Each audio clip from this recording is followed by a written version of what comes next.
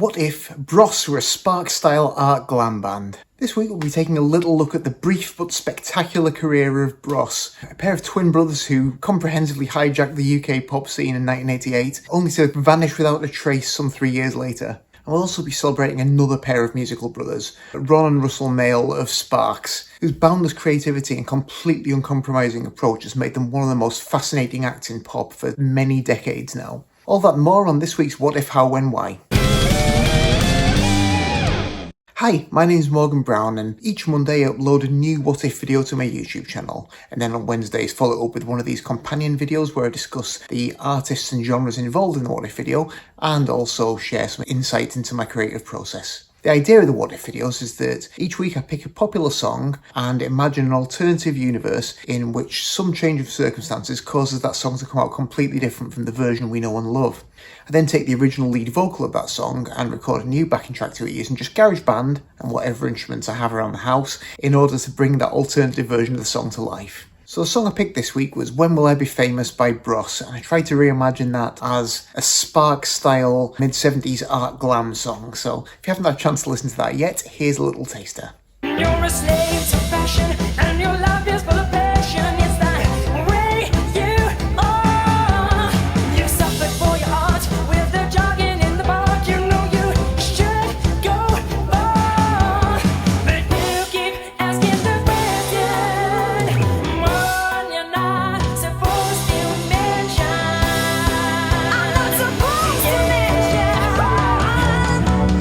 When will I be famous? I can answer. When will I see my picture in the paper? I can't wait.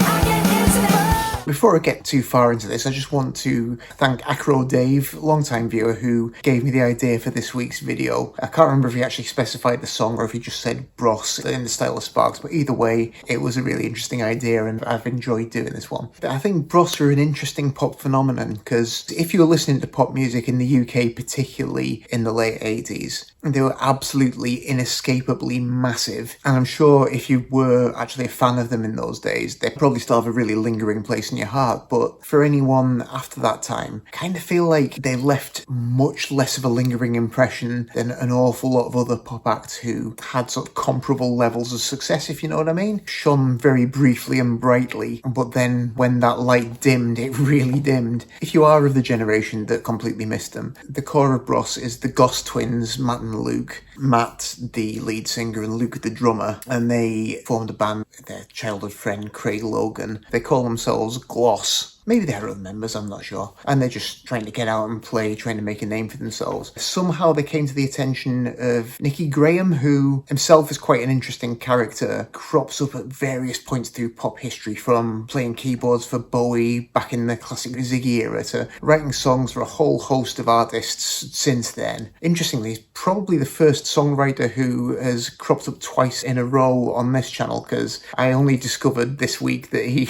also co-wrote Let's Get Ready to Rumble by PJ and Duncan, which I did last week. But yeah, it's somehow they come to the attention of Nicky Graham and he sees something in them, brings them to the attention of Tom Watkins, who's been a musician himself. He's a manager. Watkins comes and checks them out. He's not really very impressed with what they're doing musically, but he has this idea that if marketed right, they could be molded into a sort of teen pop sensation. There's a certain kind of photogenic quality to them, young, handsome lads. If he just takes over and makes them do what he envisages, then, you know, that they can be turned into something marketable. So signs them up and takes over. So the name gets jettisoned and Gloss becomes Bross, based on the fact, of course, they've got brothers in, which is this major selling point. And Watkins and Graham take over songwriting duties, calling themselves the Brothers on the record credits in order to try and hoodwink people into thinking that it's actually the Goss twins who've written the songs.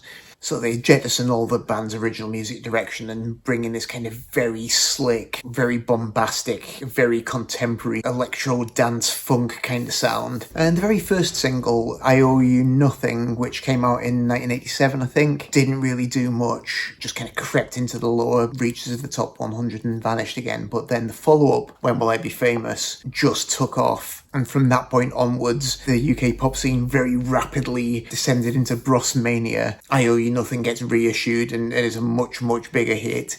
Drop the Boy follows it. I was in primary school at the time that this was happening. I remember like all the girls in my school going absolutely crazy for this band, which completely flummoxed me at the time. They were instant heartthrobs. Everyone was copying their fashion, the Joe Bloggs jeans, and I think the Grolsch bottle caps that you'd weave into your bootlaces or something like that. The big oversized leather jackets, dreadful. But people loved it. A big string of hit singles, and the album Push as well, absolutely colossal. It must have been odd really for the band, because although it was a three-piece, it was only really Matt who was getting to do anything. Everything was very focused on his vocals, which he could definitely sing, although I would argue that maybe it was a prime example of the poisonous influence of Michael Jackson on late 80s vocal styles, because although you can hear that he does have some genuine ability as a singer, all his vocals are completely swamped in these ridiculous mannerisms, gargles and growls and yelps that overwhelm the actual notes.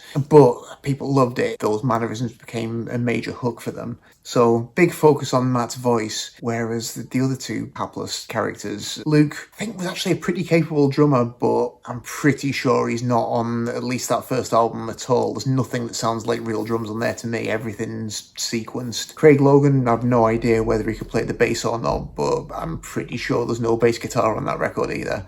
So they're just kind of there to fill up the stage, really, which must have been pretty uncomfortable, I would have thought.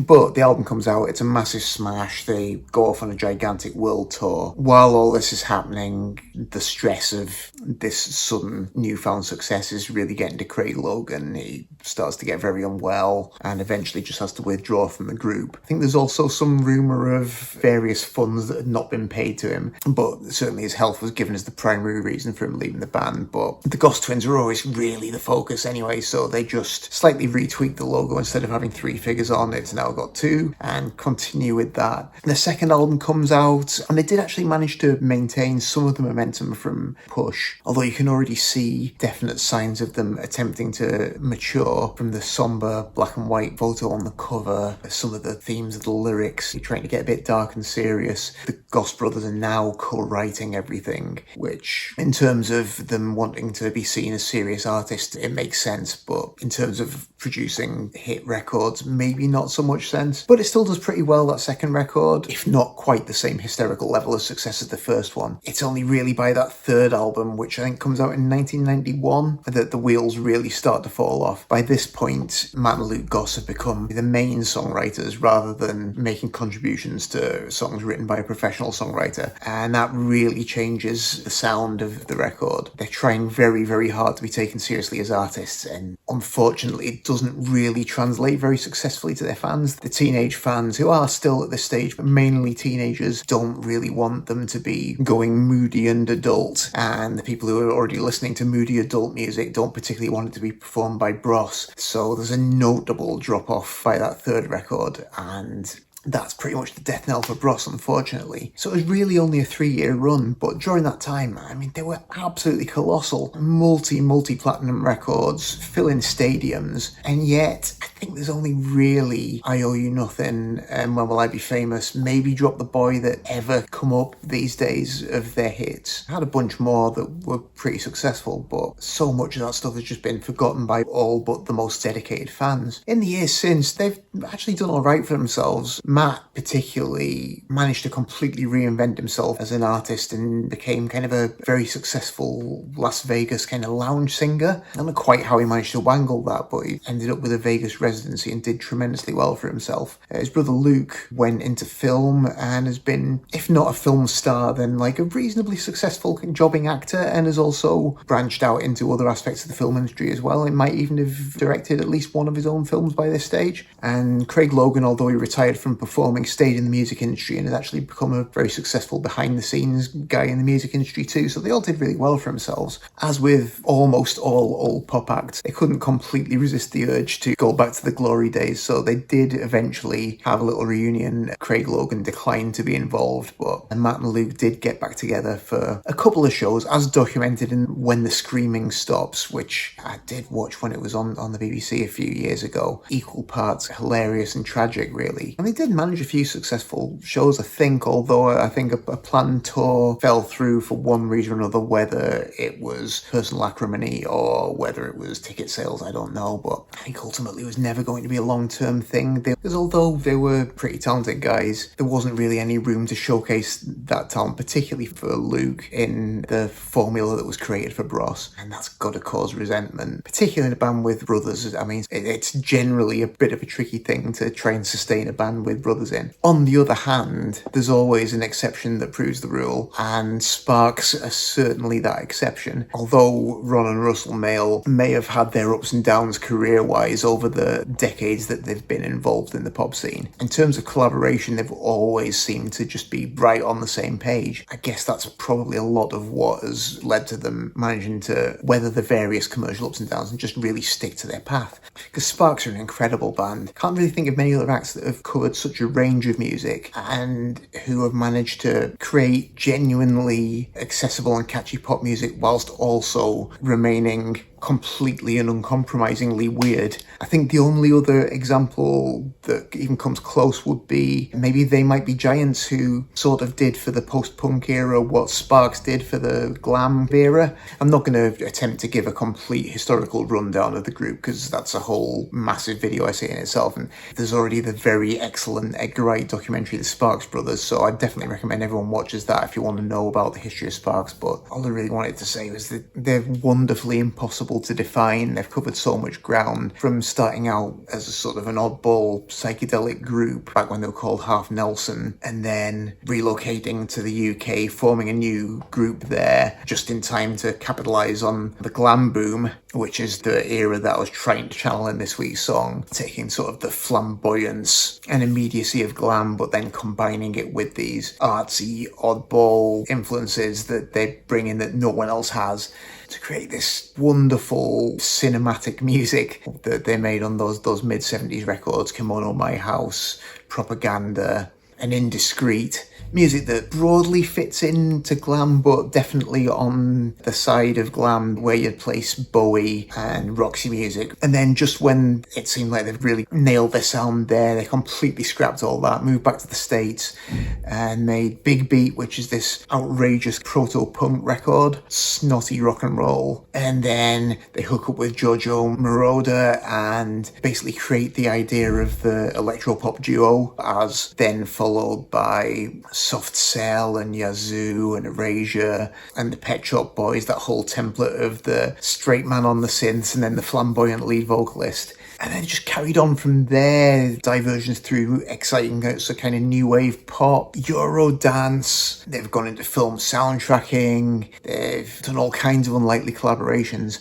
and they're still making records that are consistently challenging, consistently engaging, and that make bands who are half or a third of their age seem pedestrian by comparison. Oh yeah, anyway, that takes me up to this week's alternative universe scenario. So in my alternate timeline this week, everything's much the same as in this universe, except for the fact that the Goss twins and Craig Logan were born some 15 years earlier. So it's 1974, and the Goss twins have been playing their trade, playing in various bands on the glam scene. They've been, trying to ape T-Rex, trying to sound a bit like Slade, that kind of thing, and it's just not really working out. They're not loving the music they're playing, and they're starting to lose interest and thinking of maybe calling it quits completely. But then they pop on the TV one day and it's the old grey whistle test, and they happen to catch Sparks for the first time, and they're just astonished that a band can be broadly within the glam idiom but do something so creative with it, with these unpredictable musical twists and turns and these lyrics that can be surreal or can be sardonic, and they're just mesmerised by this performance and decide, we're going to have to scrap everything we've been doing and we're going to follow in the footsteps of Sparks. So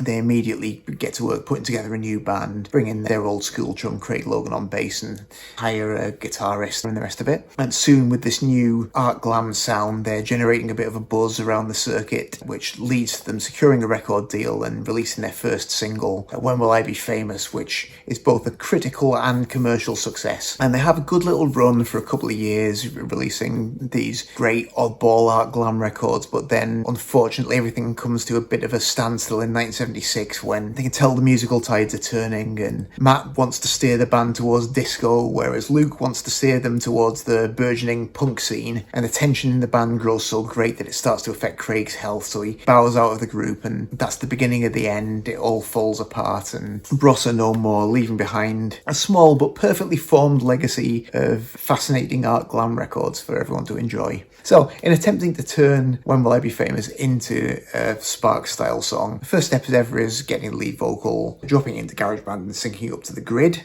That done, I edited it down quite a bit because there were various bits of repeats and nonsense that just didn't really fit with what I wanted to do with the song, so I did hack a few chunks out of it. I tweaked the tempo a bit to just try and get it to a place where it had a bit of that similar drive to, I guess my templates for the arrangement would be This Town Ain't Big Enough for the Both of Us, obviously, and also Don't Leave Me Alone With Her by Sparks, which are both great songs, and they've both got that pounding, driving momentum which I really wanted to give this track. So the next thing was putting the drums on. As I say, listened particularly to those Sparks songs and a couple of other things and just tried to do something a bit similar. So quite a lot of thudding, brooding, rumbling on the floor tom, and then little bursts of stomping beat, just sort of creating that tension and release that you hear in those classic Sparks songs. And a few dead stops just to have that sort of angular, slightly awkward thing that you get from Sparks a lot too. That done, next step was popping some bass on there. Before I did that, I had to just think about what I was going to do with the chords of the song, because When Will I Be Famous has got a slightly quirky chord structure for an 80s pop song anyway, but I wanted to make it a bit more quirky, just to make it sound more like Sparks. So tweaked the chords around a bit, added a recurring diminished chord, which I thought sounded a bit like something Ron Mael might come up with, and a few little kind of surreal interludes. Nice kind of fairly solid rock tone, pretty driving, and a couple of melodic bits up the neck. A couple of things where it's either doubling a melodic line or playing a harmony with the guitar or playing a deliberate discord with something the keyboard's doing. So just a few interesting bits in the bass line to catch your ear.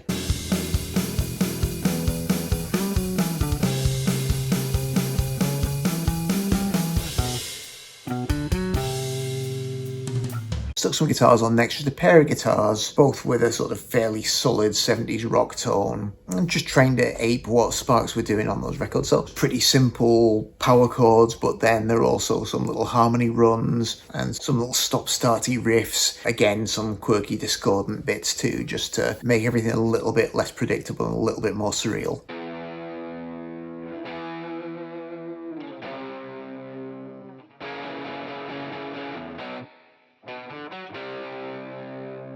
And then keyboards were next, because obviously keyboards are going to be a big part of it with Ron Mael being there. Although I'm sure there are some synths on some of those mid-70s records, I'm pretty certain most of the sounds on those are actually electric piano or acoustic piano. So I ended up with 3 keyboards on there. There's a main electric piano track, electric piano sound through I think a flanger pedal as well, just to make it sound a bit more space age. That's doing a lot of the kind of staccato chording that you hear Ron Mael doing quite a lot, so quite a lot of rhythmic drive to it. And I put an acoustic piano on there as well for a bit of a contrast, and the two play off each other a little bit, sometimes doing some more rhythmic chordal stuff, sometimes doing some little melodic bits. I think there's a melodic bit that also gets picked up in the bass line too, so just little themes passing back and forth between the instruments. And then I added a second electric piano that doesn't do a great deal but just picks up and doubles the melody of the vocal line, because that's a thing Ron Mael likes to do quite a bit, just have a keyboard that's mirroring the vocal and just following it. So I think the second verse, it just picks up on that and just tracks that.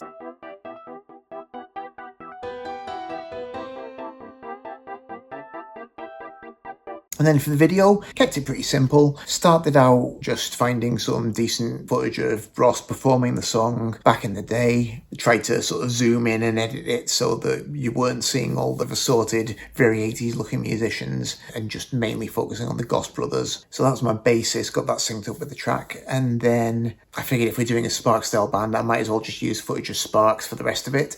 So took, I think, performances of a couple of different songs from a TV appearance and just cropped those down and edited those in. So hopefully shouldn't have any very obvious appearances by the Mael brothers, but the rest of the band are in there providing support for the Goss twins. And there are a couple of bits where I just didn't have any Bros performance that actually matched up with what was happening on the track for various reasons. So I just snuck in a couple of bits of old 70s Top of the Pops audiences there as well, with some slightly trippy effects on, just to fill up that space as well. And hopefully the whole thing makes it an approximately coherent whole. So yeah, I hope you enjoyed this one. I was very happy to receive this request from Acro Dave, because I love Sparks, particularly those 70s records, and it was a great fun challenge to try and recreate that sound. And I liked the symmetry of it being two bands with a pair of brothers, so that made a lot of sense to me. Let me know what you think down in the comments, and if you did enjoy it, please like, share, subscribe. All that stuff is always a massive boost to the channel. If there's anything you'd like me to do in coming weeks and months, any artists or songs or genres you'd like me to investigate, do let me know. Your suggestions are always welcome. But otherwise, that's all from me for this week, so thanks very much indeed for watching, and I'll hope to see you next time.